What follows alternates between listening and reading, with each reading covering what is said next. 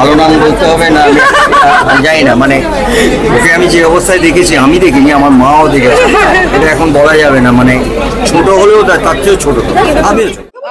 কথা বলেছি তো এই নিয়ে, আমি কি ব্যাপার বলো তো, বলছে আমিও ঠিক বুঝতে পারছি না।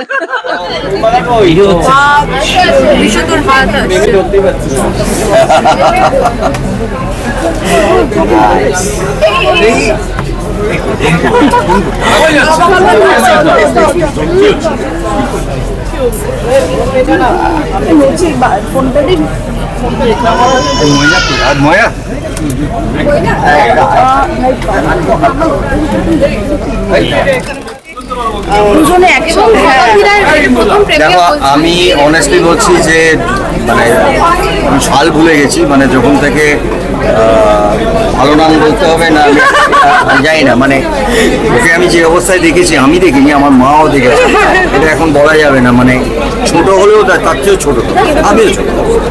তো সেখান থেকে যখন অভিনয়ের সঙ্গে সঙ্গে ও যখন অন্যান্য কাজ শুরু করলেন, উনি যখন পলিটিক্সে গেলেন, আমি বোধহয় সারা এত বছর ধরে বলে এসেছি হোয়াটসঅ্যাপে, যখনই দেখা হয় করছিস কর ওইগুলো, ওইনারা ছাড়িস না প্লিজ। সো আমরা একসঙ্গে প্রায় 30টার উপর ছবি করেছি, তার উপরে তো বেশি 35টার উপরে। সো আমার খুব ভালো লাগছে যে সিরিয়াসলি মানে এদের মতন যারা শুধু অভিনেত্রী হিরোইন সেটা নয়, এদের মতো ভালো অভিনেত্রী, if I am not mistaken ওর আরেকটা ছবি হিন্দিতে যেটা এখনও রিলিজ করেনি, ইনফ্যাক্ট তার সেই পরিচালকও আমাকে খুবই ভালোবাসেন, শ্রদ্ধা করে, তো ও আমাকে প্রায় অনেকটা দেখিয়েছে সেই ছবিটা। সো আমি সিনেমা দেখে বেড়াই, তোমরা জানো সবাই। তো আমার খুব ভালো লাগছে যে এই সময় দাঁড়িয়ে শতাব্দী ফিরে আসছে, কারণ এখন একটা এমন সময় না যেখানে আমার মনে হয় নায়ক নায়িকা এই কনসেপ্টগুলো হারিয়ে যাচ্ছে, এখানে এখন অভিনেতা অভিনেত্রীর প্রয়োজন হয়ে পড়েছে, এবং অন্যতম একজন স্ট্রং অভিনেত্রী ফিরে আসছে বাংলা ছবিতে যে কোনোভাবেই, যে রূপে। এবং আমাদের যে ডিরেক্টর সেও আমার খুব প্রিয়, এবং ঋতাভরি আছে এখানে।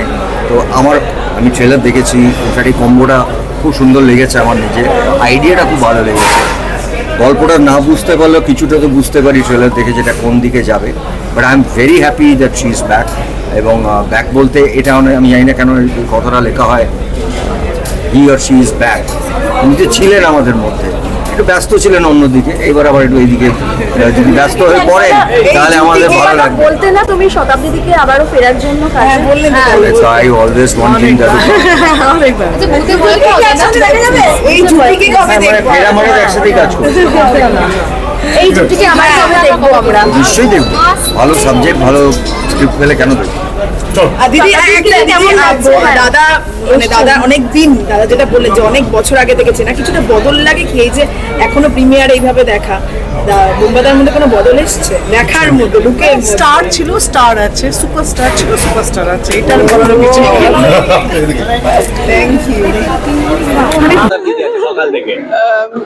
শতাব্দী কিছুই বলিনি, কারণ বলার কিছু নেই, কারণ ও তো অভিনয় করে, এটাই তো ওর ওর প্রফেশন, তো কি বলবে।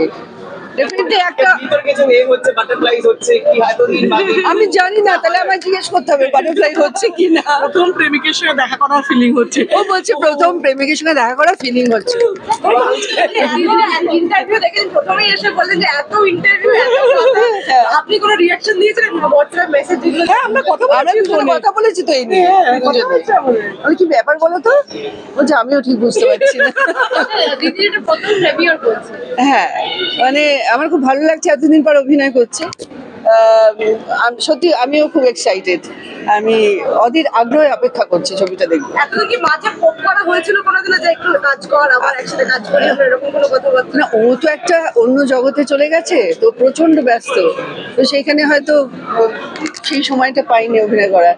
এখন হয়তো ভেবেছে যে এখন একটু করা উচিত, কিন্তু আমরা আমাদের ভাবনা শেয়ার করি, মানে সিনেমা ছাড়াও হয়তো কিছু মজার কিছু হলো, আমরা ফোন করে গল্প করলাম, মজার এটা হয়েছে, বা কিছু খারাপ লাগা হলো সেটাও আমরা শেয়ার করি। এরকম নয় যে শুধু সিনেমার গল্প হয়, নানান রকম গল্প হয়। চেঞ্জেস বলতে কি ধরনের? কি পরিবর্তন? আমাদের পরিবর্তন, আমরা সিনিয়র হয়ে গেছি, আমরা এখন ম্যাচিওর হয়ে গেছি, আমরা এখন নিজের ভাবনাকে শেয়ার করতে পারি, কোনটা ঠিক কোনটা ভুল বলতে পারি, যেটা হয়তো আগে বলতে পারতাম না। এই প্রজন্মকে নিয়ে কোনোভাবে কোনো বিষয় নিয়ে কথাবার্তা হয়েছে? দুই অভিনেত্রী হ্যাঁ, হয়। তোমরা সিনিয়র। হয় কিন্তু আমি বলবো না। ইন্টারভিউস গুলো দেখে কি হাসা হয়েছে? হ্যাঁ, ভীষণ।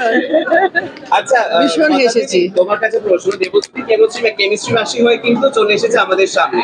এবার তোমাকে আমরা কি ওটিটিতে ডেবিউ করতে দেখতে পাবো আগামীতে?